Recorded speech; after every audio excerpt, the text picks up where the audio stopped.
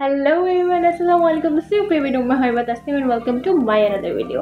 So তোমাদের জন্য আজকে আরেকটা নতুন রেসিপি নিয়ে হাজির হয়ে গেলাম, যেটা হচ্ছে আমড়ার খোসার আচার। ইয়েস, এটা শুনতে অনেক বেশি উইয়ার্ড লাগবে, বাট এটা আমি আজকে তৈরি করছি এবং তোমাদের সাথে রেসিপিটা শেয়ার করব।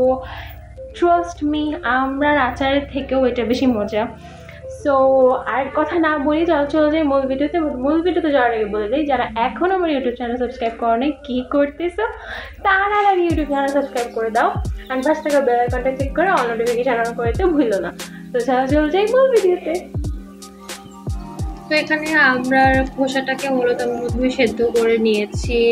এখানে পাশে হচ্ছে কুমড়া রান্না হচ্ছে, তো এটা খুবই মজার একটা তরকারি, আমার ফেভারিট। যাই হোক, এখানে আমরা খোসাটাকে একটু সেদ্ধ করে এখন ব্লেন্ডারের জারে দিয়ে দিচ্ছি। এখন এটাকে সুন্দরভাবে ব্লেন্ড করে পেস্ট করে তৈরি করে নিতে হবে, যাতে করে আচারটা মেক করতে ইজি হয়। অ্যান্ড সত্যি কথা বলতে গেলে এই আচারটা আমড়ার আচার থেকেও বেশি মজা।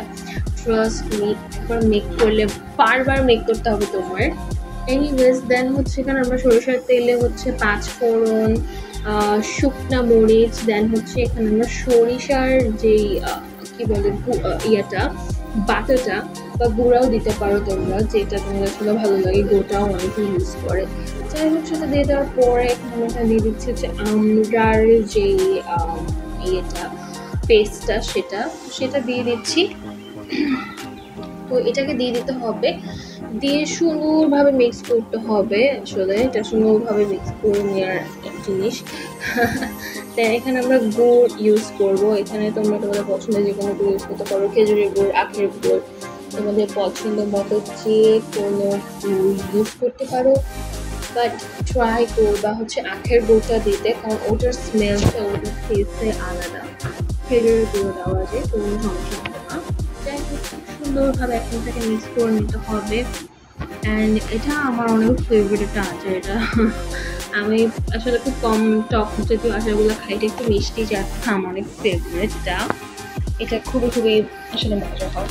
দেন এটাকে মিক্স করে নিচ্ছি খুব সুন্দরভাবে। আমার আসলে এত পরিমাণ ঠান্ডা লাগছে যে আমার কথাও বলে আটকায় যায়। যাই হোক, এখানে আমরা 5 ফোড়নের গুঁড়াটা ইউজ করছি। এখানে মানে এটা ইউজ করা খুব ইম্পর্টেন্ট। দেন হচ্ছে এখানে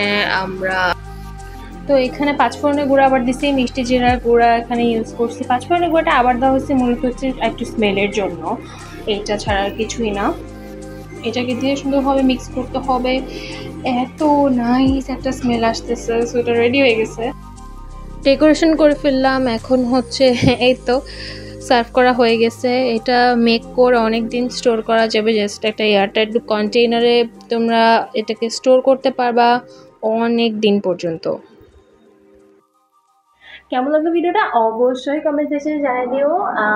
সবাই ভালো থেকো, সুস্থ থেকো, আল্লাহ হাফেজ।